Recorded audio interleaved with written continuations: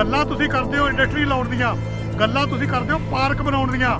ਪਹਿਲਾਂ ਤੁਸੀਂ ਇਹ ਮੈਨੂੰ ਜਵਾਬ ਦਿਓ ਕਿ ਤੁਸੀਂ ਪੰਜਾਬ ਦੇ ਵਿੱਚ ਕਿੰਨੀਆਂ ਇੰਡਸਟਰੀਆਂ ਚੱਲ ਰਹੀਆਂ ਤੇ ਕਿੰਨੀਆਂ ਇੱਥੇ ਬੰਦ ਪਈਆਂ।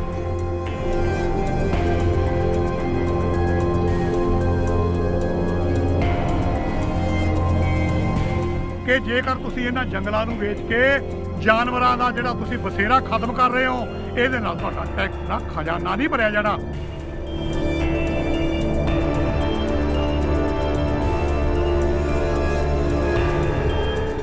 ਇਸ ਕਰਕੇ ਜਿਹੜੀ ਅਕਾਲੀ ਦਲ ਸਰਕਾਰ ਨੇ ਰੱਤ ਫੜਿਆ ਸੀ ਬਚਣ ਦਾ, ਉਹੀ ਤੁਸੀਂ ਫੜੋ। ਤੁਹਾਡੇ 'ਚ ਫਰਕ ਕੀ ਰਹਿ ਗਿਆ ਕੈਪਟਨ ਸਾਹਿਬ?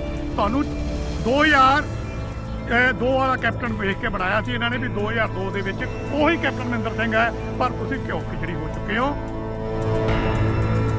ਪੰਜਾਬ ਵਿੱਚ ਮੌਜੂਦਾ ਕਾਂਗਰਸ ਸਰਕਾਰ ਵੱਲੋਂ ਮੱਤੇਵਾੜਾ ਦੇ ਜੰਗਲ ਨੂੰ ਇੱਕ ਸਨਅਤੀ ਪਾਰਕ ਦਾ ਰੂਪ ਦੇਣ ਦਾ ਮਾਮਲਾ ਅੱਜ ਕੱਲ੍ਹ ਸੁਰਖੀਆਂ ਦੇ ਵਿੱਚ ਹੈ।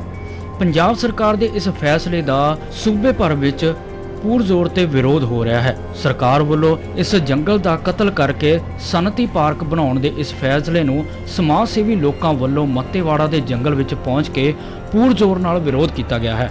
ਹੁਣ ਇਸ ਮਾਮਲੇ ਵਿੱਚ ਸਾਬਕਾ SHO ਅਤੇ ਆਮ ਆਦਮੀ ਪਾਰਟੀ ਦੇ ਆਗੂ ਚੌਧਰੀ ਕ੍ਰਿਸ਼ਨ ਲਾਲ ਵੱਲੋਂ ਮੱਤੇਵਾੜਾ ਦੇ ਜੰਗਲ ਵਿੱਚ ਪਹੁੰਚ ਕੇ ਸਰਕਾਰ ਦੇ ਇਸ ਫੈਸਲੇ ਦੀ ਨਿਖੇਧੀ ਕੀਤੀ ਗਈ ਹੈ ਅਤੇ ਕ੍ਰਿਸ਼ਨ ਲਾਲ ਚੌਧਰੀ ਦਾ ਕਹਿਣਾ ਹੈ ਕਿ ਕੈਪਟਨ ਸਰਕਾਰ ਅਕਾਲੀ ਦਲ ਪਾਰਟੀ ਦੀ ਰਾਹ ਤੇ ਤੁਰ ਪਈ ਹੈ। ਜਿਸ ਤਰ੍ਹਾਂ ਕਿ ਅਕਾਲੀ ਦਲ ਸਰਕਾਰ ਵੱਲੋਂ ਪੰਜਾਬ ਦੀਆਂ ਜ਼ਮੀਨਾਂ ਵੇਚ ਦਿੱਤੀਆਂ ਗਈਆਂ ਸਨ, ਉਸੇ ਤਰ੍ਹਾਂ ਹੀ ਕਾਂਗਰਸ ਸਰਕਾਰ ਵੀ ਸ਼ਹਿਰ ਵਿੱਚ ਮਹਿੰਗੇ ਭਾਅ ਦੀਆਂ ਜ਼ਮੀਨਾਂ ਵੇਚ ਕੇ ਅਤੇ ਸ਼ਹਿਰ ਦੇ ਬਾਹਰ ਬੇਲੋੜੀਂਦੀਆਂ ਉਸਾਰੀਆਂ ਕਰ ਰਹੀ ਹੈ। ਇਸ ਮੌਕੇ ਚੌਧਰੀ ਕ੍ਰਿਸ਼ਨ ਲਾਲ ਦਾ ਇਹ ਵੀ ਕਹਿਣਾ ਹੈ ਕਿ ਸਰਕਾਰ ਪਹਿਲਾਂ ਦੀਆਂ ਜਿਹੜੀਆਂ ਬਣਾਈਆਂ ਸਨਅਤੀ ਪਾਰਕਾਂ, ਧਾਗਾ ਮਿੱਲਾਂ, ਸ਼ੂਗਰ ਮਿੱਲਾਂ, ਥਰਮਲ ਪਲਾਂਟ ਹਨ, ਉਹਨਾਂ ਨੂੰ ਸੁਚੱਜੇ ਢੰਗ ਨਾਲ ਚਲਾ ਲਵੇ, ਫਿਰ ਅਜਿਹੀ ਪਾਰਕ ਬਣਾਉਣ ਦਾ ਸੋਚੇ।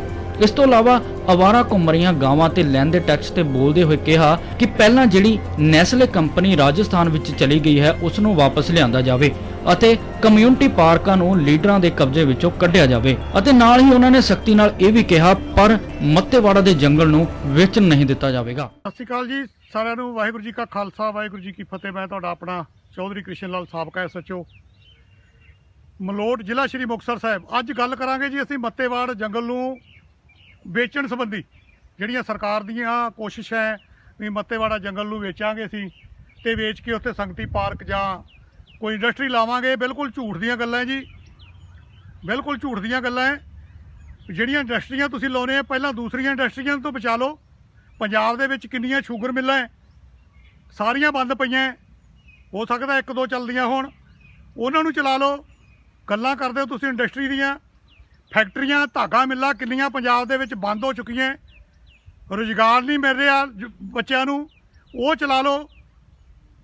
ਨੈਸਲੇ, ਵੱਡੀ ਕੰਪਨੀ ਨੈਸਲੇ ਜਿਹੜੀ ਘਿਓ ਦੀ ਕੰਪਨੀ ਸੀ, ਉਹ ਤੁਹਾਡੇ ਸਰਕਾਰਾਂ ਤੋਂ ਡਰਦੀ ਹੋਈ, ਤੁਹਾਡੇ ਕਾਰਨਾਮੇ ਤੋਂ ਡਰਦੀ ਹੋਈ ਰਾਜਸਥਾਨ 'ਚ ਲੈ ਕੇ ਪੱਟ ਕੇ ਉਹਨੂੰ ਵਾਪਸ ਬੁਲਾ ਲਓ। ਗੱਲਾਂ ਤੁਸੀਂ ਕਰਦੇ ਹੋ ਇੰਡਸਟਰੀ ਲਾਉਣ ਦੀਆਂ, ਗੱਲਾਂ ਤੁਸੀਂ ਕਰਦੇ ਹੋ ਪਾਰਕ ਬਣਾਉਣ ਦੀਆਂ। ਪਹਿਲਾਂ ਤੁਸੀਂ ਇਹ ਮੈਨੂੰ ਜਵਾਬ ਦਿਓ ਕਿ ਤੁਸੀਂ ਪੰਜਾਬ ਦੇ ਵਿੱਚ ਕਿੰਨੀਆਂ ਇੰਡਸਟਰੀਆਂ ਚੱਲ ਰਹੀਆਂ ਤੇ ਕਿੰਨੀਆਂ ਇੱਥੇ ਬੰਦ ਪਈਆਂ।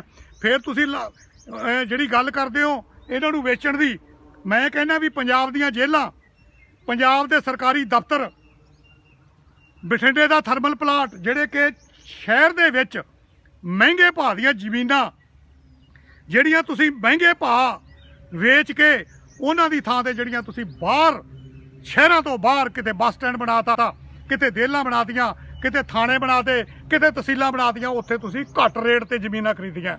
ਇੱਧਰੋਂ ਵੱਧ ਰੇਟਾਂ ਤੇ ਵੇਚ ਕੇ ਘੱਟ ਰੇਟਾਂ ਤੇ ਕਲਰ ਵਾਲੇ ਜ਼ਮੀਨਾਂ ਦੇ ਵਿੱਚ ਤੁਸੀਂ ਜਿਹੜੇ ਇਹ ਆਫਿਸ ਬਣਾਏ ਹੈ। ਇਹ ਮੈਂ ਕੈਪਟਨ ਮਹਿੰਦਰ ਸਿੰਘ ਨੂੰ ਅਪੀਲ ਕਰਦਾ ਹੈ ਕਿ ਇਹ ਜਿਹੜੀ ਤੁਸੀਂ ਕੀਤੀ ਹੈ, ਪਹਿਲਾਂ ਅਕਾਲੀ ਦਲ ਸਰਕਾਰ ਵੇਚਦੀ ਰਹੀ ਹੈ ਜ਼ਮੀਨਾਂ ਸਰਕਾਰੀ, ਤੇ ਹੁਣ ਤੁਸੀਂ ਵਾਢਾ ਇਹ ਤਾਂ ਧਰਿਆ ਹੋਇਆ ਹੈ। ਇਸ ਕਰਕੇ ਮੈਂ ਕਹਿੰਦਾ ਜਿਹੜਾ ਮੱਤੇਵਾੜ ਜੰਗਲ ਦੇ ਵਿੱਚ ਕਿੰਨਾ ਜਾਨਵਰਾਂ ਦਾ ਬਸੇਰਾ ਹੈ, ਤੁਸੀਂ ਉਹਨਾਂ ਬਸੇਰੇ ਨੂੰ ਉਜਾੜ ਰਹੇ ਹੋ, ਤੁਸੀਂ ਬਸੇਰੇ ਨੂੰ ਉਜਾੜ ਰਹੇ ਹੋ। ਐਨੀਮਲ ਐਕਟ ਦੇ ਅਧੀਨ ਕਾਰਵਾਈ ਵੀ ਹੋ ਸਕਦੀ ਹੈ। ਐਨੀਮਲ, ਇਹ ਨਿਗਾਹ ਰੱਖਿਓ ਕਿ ਐਨੀਮਲ ਐਕਟ ਵੀ ਇੱਕ ਬਣਿਆ ਹੋਇਆ ਜਿਹਦੇ ਤੁਸੀਂ ਸਾਰੇ ਜਾਨਵਰ ਜਿੰਨੇ ਉੱਥੇ ਹੈ ਉਹਨਾਂ ਦਾ ਤੁਸੀਂ ਬਸੇਰੇ ਨੂੰ ਉਜਾੜ ਰਹੇ ਹੋ। ਕੀ ਕਰ ਰਹੇ ਹੋ?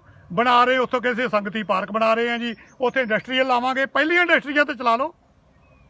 2 ਨੰਬਰ ਤੇ ਤੁਸੀਂ ਪਾਰਕਾਂ ਦੀ ਗੱਲ ਕਰਦੇ ਹੋ, ਤੁਹਾਨੂੰ ਸਾਰੇ ਜਵਾਬ ਦੇਵਾਂਗਾ ਅੱਜ ਮੈਂ। ਚਲੋ ਕਮਿਊਨਿਟੀ ਪਾਰਕ ਜਿਹੜਾ ਲੁਧਿਆਣੇ ਦੇ ਵਿੱਚ ਬਣਿਆ ਹੋਇਆ ਬੱਸ ਸਟੈਂਡ ਦੇ ਸਾਹਮਣੇ, ਉਹ ਕਮਿਊਨਿਟੀ ਪਾਰਕ ਕਿਹਦੇ ਅੰਡਰ ਹੈ, ਕਿਹੜਾ ਲੀਡਰ ਉੱਥੇ ਕਬਜ਼ੇ ਕਰੀ ਬੈਠਾ ਹੈ, ਕਿਹੜਾ ਲੀਡਰ ਉੱਥੇ ਦੁਕਾਨਾਂ ਕੱਟੀਆਂ ਤੇ ਉੱਥੋਂ ਦੇ ਦੁਕਾਨਾਂ ਦਾ ਕਿਰਾਇਆ ਲੈਂਦਾ ਹੈ, ਕਿਹੜਾ ਲੀਡਰ ਸਾਹਿਬਾਨ ਹੈ ਕਾਂਗਰਸ ਦਾ ਜਿਹੜਾ ਉੱਥੇ ਆਪਦੀਆਂ ਮੀਟਿੰਗਾਂ ਕਰਦਾ ਤੇ ਦਰਬਾਰ ਲਾਉਂਦਾ ਹੈ। ਪਹਿਲਾਂ ਉਹ ਕਮਿਊਨਿਟੀ ਪਾਰਕ ਨੂੰ ਤਾਂ ਕਬਜ਼ੇ 'ਚੋਂ ਛਡਾ ਲਓ।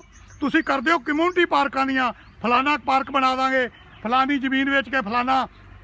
ਇਸ ਕਰਕੇ ਜਿਹੜੇ ਤੁਸੀਂ ਸਰਕਾਰੀ ਜ਼ਮੀਨਾਂ ਤੇ ਵੇਚਣ ਦਾ ਅਕਾਲੀ ਦਲ ਦੀ ਸਰਕਾਰ ਦਾ ਜਿਹੜਾ ਰੋਡ ਦਿਓ ਕਮਿਊਨਿਟੀ ਪਾਰਕਾਂ ਦੀਆਂ, ਫਲਾਨਾ ਪਾਰਕ ਬਣਾ ਦਾਂਗੇ, ਫਲਾਨੀ ਜ਼ਮੀਨ ਵੇਚ ਕੇ ਫਲਾਨਾ। ਇਸ ਕਰਕੇ ਜਿਹੜੇ ਤੁਸੀਂ ਸਰਕਾਰੀ ਜ਼ਮੀਨਾਂ ਤੇ ਵੇਚਣ ਦਾ ਅਕਾਲੀ ਦਲ ਦੀ ਸਰਕਾਰ ਦਾ ਜਿਹੜਾ ਰੋਡ ਜਿਹੜਾ ਤੁਸੀਂ ਪੂਰਾ ਕਰ ਰਹੇ ਹੋ।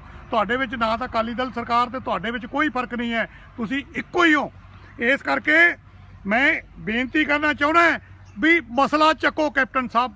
ਕਿਹੜਾ ਮਸਲਾ ਰੇ ਫਿਰਦੇ ਸੜਕਾਂ ਦੇ ਉੱਤੇ, ਇਹਨਾਂ ਨੇ ਜਾ ਕੇ ਉੱਥੇ ਕੱਟ ਵੱਢ ਇਹਨਾਂ ਦੀ ਹੋਵੇ ਤੇ ਤੁਹਾਡੇ ਵੀ ਇਹ ਨਿਗਾਹ ਰੱਖੋ ਕਿ ਜੇਕਰ ਤੁਸੀਂ ਇਹਨਾਂ ਜੰਗਲਾਂ ਨੂੰ ਵੇਚ ਕੇ ਜਾਨਵਰਾਂ ਦਾ ਜਿਹੜਾ ਤੁਸੀਂ ਬਸੇਰਾ ਖਤਮ ਕਰ ਰਹੇ ਹੋ, ਇਹਦੇ ਨਾਲ ਤੁਹਾਡਾ ਟੈਕਸ ਨਾ ਖਜ਼ਾਨਾ ਨਹੀਂ ਭਰਿਆ ਜਾਣਾ।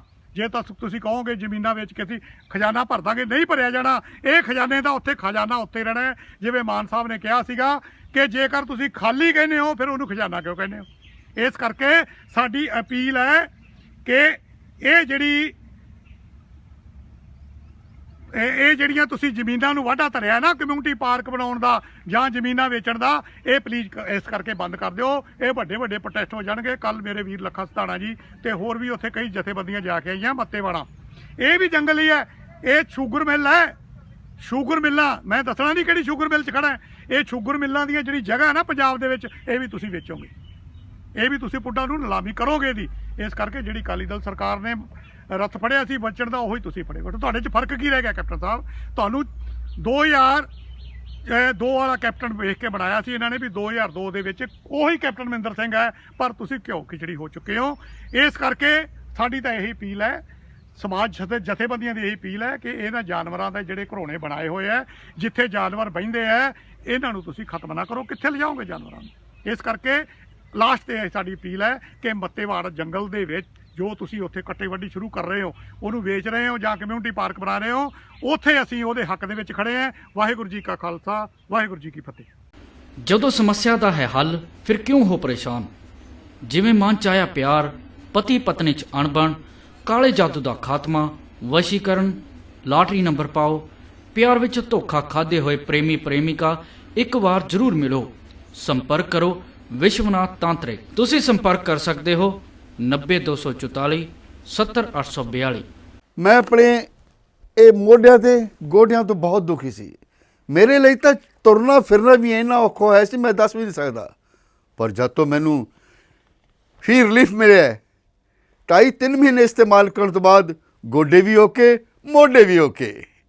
ਜੇ ਤੁਸੀਂ ਵੀ ਕਿਸੇ ਇਸ ਤਰ੍ਹਾਂ ਦੀ ਬਿਮਾਰੀ ਤੋਂ ਪਰੇਸ਼ਾਨ ਹੋ ਤੇ ਬੇਝਿਜਕ ਹੋ ਕੇ ਇਸ ਨੂੰ ਇਸਤੇਮਾਲ ਕਰੋ। ਸਿਰਫ 2.5-3 ਮਹੀਨੇ ਇਹ 125 ਬਿਮਾਰੀਆਂ ਤੱਕ ਦਾ ਇਲਾਜ ਕਰ ਸਕਦਾ ਹੈ।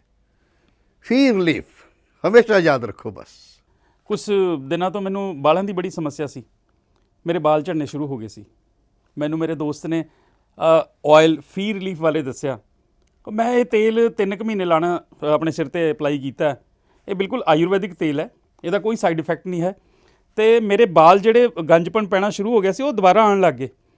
ਤੇ ਮੈਨੂੰ ਤਾਂ ਬੜਾ ਫਾਇਦਾ ਦਿੱਤਾ ਇਸ ਨੇ। ਜੇ ਤੁਹਾਨੂੰ ਵੀ ਕਿਸੇ ਇਸ ਤਰ੍ਹਾਂ ਦੀ ਪ੍ਰੋਬਲਮ ਦਾ ਤੁਸੀਂ ਸਾਹਮਣਾ ਕਰ ਰਹੇ ਹੋ ਤਾਂ ਇਹ ਤੇਲ ਲਾਣਾ ਨਾ ਭੁੱਲੋ। ਕਿਤੇ ਨਾ ਕਿਤੇ ਅਸੀਂ ਆਪਣੇ ਬਾਲਾਂ ਕਰਕੇ ਸ਼ਰਮ ਫੀਲ ਕਰਦੇ ਹਾਂ, ਕਿਤੇ ਸੋਸਾਇਟੀ 'ਚ ਬੈਠੇ ਹਾਂ ਕਿ ਕੋਈ ਮਜ਼ਾਕ ਨਾ ਕਰ ਰਿਹਾ ਹੋਏ। ਪਰ ਥੈਂਕਸ ਟੂ ਫ੍ਰੀ ਲੀਫ ਜਿਹਨੇ ਮੇਰਾ ਇਹ ਕੌਨਫੀਡੈਂਸ ਬਿਲਡ ਕੀਤਾ, ਜਿਹਦੇ ਲਗਾਉਣ ਨਾਲ ਮੈਂ ਮਾਰਕੀਟ 'ਚ ਹੁਣ ਬੜਾ ਹੀ ਕੌਨਫੀਡੈਂਟ ਹਾਂ ਔਰ ਇਹਦੇ ਨਾਲ ਮੈਨੂੰ ਬੜਾ ਫਾਇਦਾ ਹੋਇਆ। ਤੇ ਮੈਨੂੰ ਸਰਵਾਈਕਲ ਦੀ ਵੀ ਦਿੱਕਤ ਸੀ ਤੇ ਉਹਦੇ ਨਾਲ ਵੀ ਮੈਨੂੰ ਬੜਾ ਰਿਲੀਫ ਮਿਲਿਆ। ਇਹ ਯੂਜ਼ ਕਰੋ ਤੇ ਮੈਂ ਪ੍ਰੈਕਟੀਕਲ ਯੂਜ਼ ਕਰ ਰਿਹਾ। ਕੀ ਤੁਹਾਡਾ ਵਿਦੇਸ਼ ਵਿੱਚ ਘੁੰਮਣ ਦਾ ਹੈ ਸੁਪਨਾ? ਕੀ ਤੁਸੀਂ ਵਿਦੇਸ਼ ਵਿੱਚ ਪੜ੍ਹਨਾ ਚਾਹੁੰਦੇ ਹੋ ਜਾਂ ਫਿਰ ਵਿਦੇਸ਼ ਜਾ ਕੇ ਵਸਣ ਦਾ ਹੈ ਇਰਾਦਾ ਜਾਂ ਰਿਫਿਊਜ਼ਲ ਦਾ ਕਰ ਰਹੇ ਹੋ ਸਾਹਮਣਾ? ਤਾਂ ਇੱਕ ਹੀ ਭਰੋਸੇਯੋਗ ਨਾਮ ਹੈ SE international immigration consultant private limited. Tourist visa, study visa, PR ਅਤੇ ਹਰ ਤਰ੍ਹਾਂ ਦੇ ਵੀਜ਼ੇ ਦਾ ਮਾਮਲਾ ਕੈਨੇਡਾ, USA, ਆਸਟ੍ਰੇਲੀਆ, UK ਅਤੇ ਨਿਊਜ਼ੀਲੈਂਡ। ਤਾਂ ਤੁਹਾਡਾ ਰਾਹਗੀਰ ਬਣੇਗਾ SE international immigration consultant private limited. ਸੰਪਰਕ ਕਰੋ 73407 37362 73407 37369